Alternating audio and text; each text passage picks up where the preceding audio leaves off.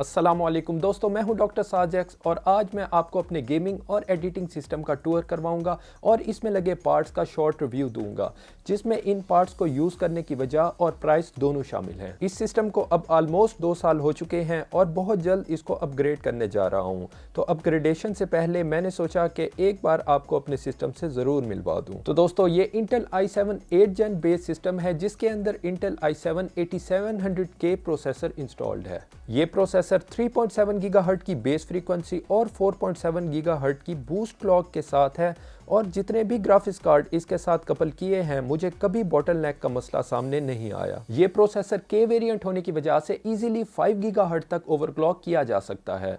इस प्रोसेसर ने मुझे 48,000 कॉस्ट किया है, मगर डॉलर फ्लक्चुएशन की वजह से ये प्रोसेसर 58 to 70,000 तक भी सेल होता रहा है। सीपीयू कूल करने के लिए मैं cooler master ML360R liquid cooler use कर रहा हूँ, क्योंकि मुझे अच्छी कूलिंग के साथ साइलेंट पीसी और खूबसूरत लुक्स भी चाहिए थी, ताकि मेरे ट्रांसपेरेंट पीसी केस से दिखने में भी अच्छा लगे। ये 360 मिलीमीटर लिक्विड कूलर मुझे अराउंड 24,000 कॉस्ट किया है, जो मार्केट में मौजूद सेम स्पेक्स के कूलर से स्टिल सस्ता है। मदरबोर्ड गीगाबाइट की तरफ से Z370 Aorus Gaming 3 इंस्टॉल्ड है, जो अच्छी लुक्स के साथ लो प्राइस में सॉलिड फीचर्स प्रोवाइड करता है, जैसे इंटेल 8 जेन और लोअर प्रोसेसर सपोर्ट के अलावा up to 4000 megahertz DDR4 RAM support और मेरे लिए most important 2x M.2 slot, जो मैं अपने इंटेल ऑप्टेन के लिए यूज कर रहा हूं। इस मदरबोर्ड के डिटेल स्पेक्स आप ऑफिशियल वेबसाइट के ऊपर देख सकते हैं, जिसका लिंक वीडियो डिस्क्रिप्शन के अंदर ऐड कर दिया है। ये मदरबोर्ड मुझे अराउंड 28,000 कॉस्ट किया है।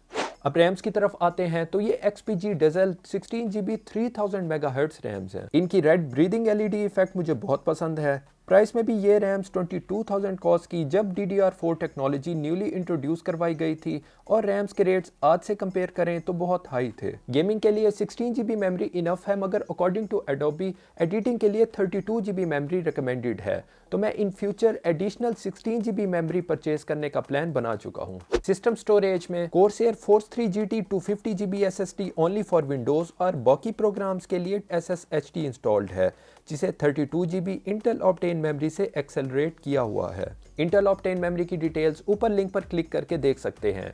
SSD मार्केट में मौजूद फास्टेस्ट तो नहीं है, मगर फिर भी विंडोज लोड टाइम के साथ रीजनेबल परफॉर्मेंस प्रोवाइड करती है। इसके अलावा इंटेल ऑप्टेन मेमोरी से मैं अपनी 2 टेराबाइट की हार्ड ड्राइव्स के प्रोग्राम्स को हाई स्पीड के ऊपर लोड करता हूं, जो कि मेरे मुताबिक लो कॉस्ट के अंदर अच्छी इन्वेस्टमेंट है। अब most important part graphics card की बात करें तो मेरे इस सिस्टम के अंदर EVGA GTX 1080 Ti hybrid graphics card installed है, जिसके अंदर बिल्ट इन लिक्विड कूलिंग और रेडिएटर मैकेनिज्म है। इसीलिए 2000 मेगाहर्ट्ज से ऊपर ओवरक्लॉकिंग पर भी कार्ड के टेम्परेचर 55 डिग्री सेल्सियस तक मैक्सिमम रहते हैं। जो रेगुलर एयर कूलर कार्ड से कंपेयर करूं तो 20 to 25 डिग्री सेल्सियस कम है। Again, liquid cool graphics card purchase करने की वजह ग्राफिक्स कार्ड को कंफर्टेबली ओवरक्लॉक करना था, जो कि एयर कूलर के साथ पॉसिबल नहीं था। ये कार्ड 1,30,000 यानी कि normally air cool GTX 1080 Ti से 30 से 40,000 महंगा है, मगर low noise level, high overclocking potential और एक्सट्रीमली लो टेम्परेचर्स भी प्रोवाइड करता है। ये कार्ड विदाउट RTX 2080 के इक्वलेंट है और दोनों की प्राइस कंपेयर करें तो इसका हाइब्रिड वर्जन भी RTX 2080 से सस्ता है। तो दोस्तों, इसीलिए अब टाइम आ गया है कि RTX 3000 सीरीज के ऊपर शिफ्ट हो जाने का। तो इसीलिए अब मैंने प्लान किया है कि मैं अपना नेक्स्ट कार्ड RTX 3080 चूज करूंगा। सिस्टम को पावर करने के लिए कूलर मास्टर 1200 वाट साइलेंट प्रो PSU यूज कर रहा हूं। जाहिर है मैंने डिफरेंट हार्डवेयर को टेस्ट करना होता है, तो पावर रिक्वायरमेंट को पूरा रखने के लिए मैं ये पावर सप्लाई यूज कर रहा हूं। इसकी प्राइस मुझे तकरीबन 42,000 कॉस्ट की थी। अब दोस्तों, पीसी केस को देखें तो ये थर्मल टेक की तरफ से व्यू 71 केस है, जो हर विजिबल साइड से टेम्पर्ड ग्लास के थ्रू आपके हार्डवेयर को खूबसूरत व्यू प्रोवाइड करता है। ये केस मॉड्यूलर डिजाइन पर बेस्ड है और लिक्विड कूलिंग के लिए डिजाइन किया गया है। Case positive pressure air flow mechanism पर वर्क करता है, जिसका मतलब पीसी में इनटेक फैन ज्यादा और एग्जॉस्ट फैन कम होने चाहिए। हॉट एयर ग्लास और मेटेलिक बॉडी में दिए गए फ्री स्पेस से खुद ही निकल जाएगी। इस केस में एक्सटेंसिव रेडिएटर सपोर्ट के अलावा वर्टिकल GPU माउंट की ऑप्शन भी दी गई है और इनटेक फैन के साथ एयर फिल्टर भी दिए गए हैं। तो अगर आप भी अपने कंप्यूटर हार्डवेयर को खूबसूरती से डिस्प्ले करना चाहते हैं तो इस पीसी केस को लाजमी कंसीडर कीजिएगा, जो कि ना सिर्फ दिखने में अच्छा है बल्कि बहुत सी कस्टमाइजेशन ऑप्शंस भी प्रोवाइड करता है। ये केस मुझे 24,000 विद शिपिंग रिसीव हुआ।